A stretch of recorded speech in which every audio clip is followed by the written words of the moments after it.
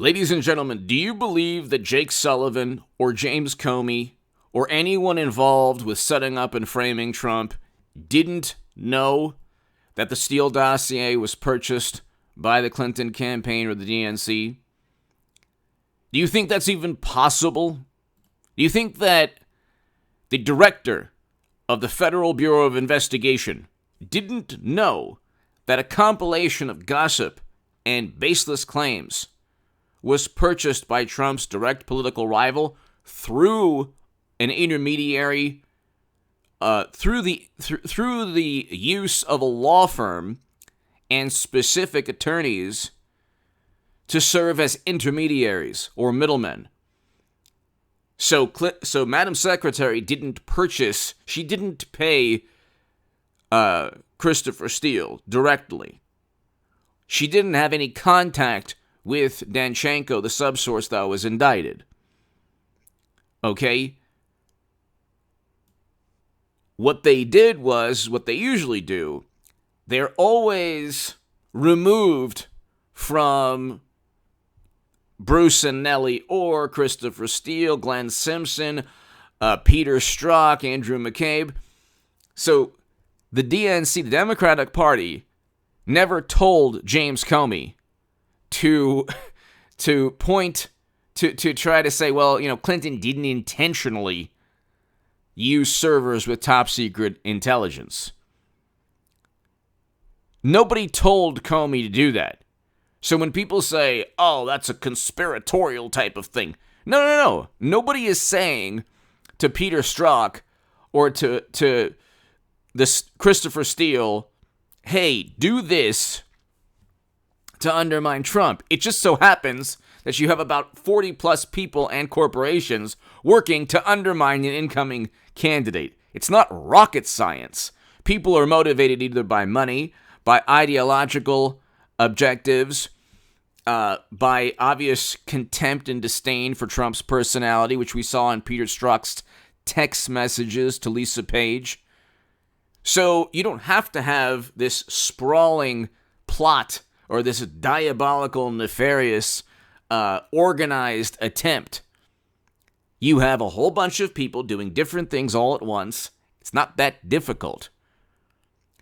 You also, in this case, have Jake Sullivan, who is a link between the Biden campaign, the Clinton campaign, the DNC, and a whole bunch of people, including Hunter, and the federal probe that's taking place right now into his taxes.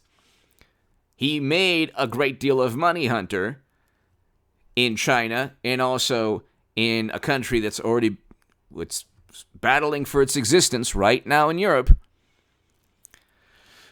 And you have to ask yourself, okay, if the Durham probe has already indicted 3 people, what are the chances that they're looking to indict high-level government officials? At this moment, they're probably not going to indict a high-level government official. Who knows? They're probably not going to. The problem, however, is that Comey and Sullivan and others have stated, well, we didn't know the Steele dossier, we didn't know that Michael Sussman, we didn't know all of these things are linked, or we didn't know the Steele dossier was purchased by Clinton. Comey said that, and according to Jonathan Turley, Fox News article, Jonathan Turley, is Durham circling Jake Sullivan. Special counsel may not be done with Biden admin official. There's a paragraph here. The Sussman indictment refers to a wide array of characters responsible for creating the alleged theory about a secret communication link between Trump campaign and the Kremlin through Russia's Alfa Bank.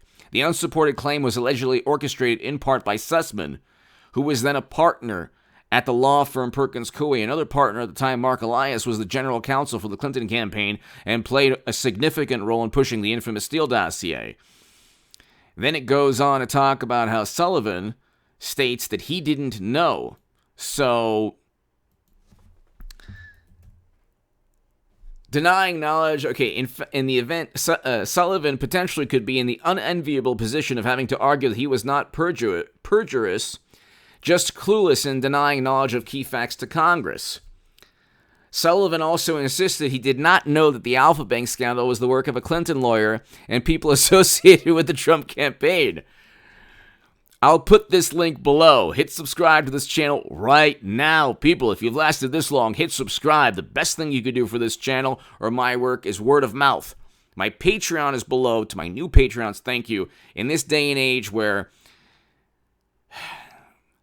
you just can't, you really just can't speak without always,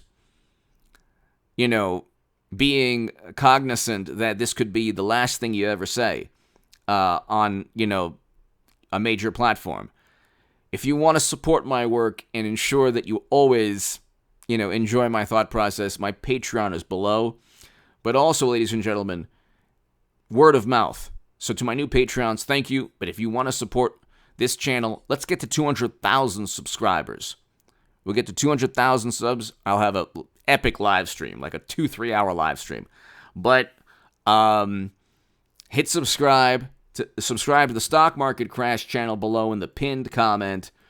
I will do a segment today on the 5-year and 30-year Treasury yields inverting for the first time since 2006. A recession is imminent, and I wrote about this in the Federalist.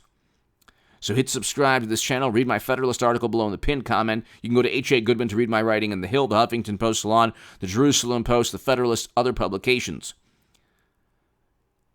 Is there any chance in the world that Jake Sullivan didn't know Michael Sussman worked for the Clinton campaign? Is there any chance? There's no chance because Sullivan also worked for Clinton. And he worked for Mashed Potato Brains, or he is right now. Now, Sullivan is also quoted, Biden's trip to China with son Hunter in 2013 comes under new scrutiny. The unproven Trump claims. Amid unproven Trump claims. So whenever Trump claims something that's unproven, it's unproven Trump claims. Whenever there's a baseless claim against Trump, it's yet to be researched and possibly true, allegation against Trump. But Sullivan, in this 2019 NBC News article, he goes, they said there's no indication the younger Biden had connected to his father's. They said there was no indication the younger Biden had connected his work to his father's government position. Quote, it wasn't something that was on any of our radar screens, said Jake Sullivan, who was Biden's national security advisor at the time. Quote, Hunter's presence didn't really factor into anything the vice president and the team were thinking about from a policy or diplomacy perspective. End quote. This is, of course, a lie. We know this because this was a year prior to Hunter's emails being disclosed because he left his laptop in a drunken stupor at a computer repair store. So Jake Sullivan is on record as saying a whole bunch of things that eventually proved to be false. That's not good. So then you have also Yahoo News. Jake Sullivan pushed Alpha Bank claim at center of Durham's investigation. Washington Examiner. Jake Sullivan repeatedly promoted Alpha Bank story. You have Biden's national security advisor pushing a lie that Trump was communicating with the Kremlin through a server, through servers communicating with a bank in Moscow. This is a lie. This is a lie from the same political party and establishment that, is mortified and indignant always that Trump is lying and not telling the truth. All they do is lie. Trump is like a saint compared to these people. He's like a saint compared to media, the Democratic Party, D.C. If he engages in hyperbole, okay, every president does, every politician does. He was telling the truth pertaining to his tax returns, January, Mueller probe, campaign finance, all of these things. Actually, the campaign finance, you could say, well, the whole Stormy thing, he obviously wanted to hide it from his wife, so that alone circumvents campaign finance violations. But of course, there was also some emphasis on trying to hide from the electorate. Nonetheless, the campaign finance laws state that If you're just trying to hide it for personal reasons, which personal reasons were a factor, then it's not a violation. But anyway, he didn't get indicted for that. He didn't get indicted for anything. Now you have a judge saying, well, he probably, almost certainly, probably committed crimes. For 2 years, they've been investigating something that took place every single day the summer of that year. They didn't care. They said, well, mostly peaceful. Well, you could say the same thing about that horrible, fateful day. When Democrats preside over violence and chaos and mayhem and media sees buildings in flames, CNN journalists say, well, it's fiery but peaceful. When they see, Trump supporters doing something horrendous, horrible, it's, oh my God, they're trying to tear down democracy. It wasn't tearing down democracy when there was, $2 to $3 billion in property damage, over $3 billion. Or no, $1 to $2 billion in insurance claims. And then that's not counting the hundreds of millions in property damage that wasn't, insured. And 25 lives lost according to Wikipedia. But anyway, they can't get Trump on anything because he hasn't committed a crime. You have Tammany Hall, a modern-day Tammany Hall, with the National Security Advisor linked to 2 ongoing probes, Hunter's federal tax probe and the Durham probe. And he's pretty much lied to both. Well, I'm not sure if Sullivan has any direct, if he was asked anything about the federal tax probe, but he's on record as saying, well, you know what, the president, Biden had nothing to do with his son's work, which is an obvious lie. And then he's with the Durham probe special counsel, so that's an obvious lie pertaining to the federal tax probe of Hunter right now. Now, could you imagine if people knew about a tax probe, a federal investigation into the Democratic candidate's son? But see, media wouldn't allow that. This is the wonderful democracy we have.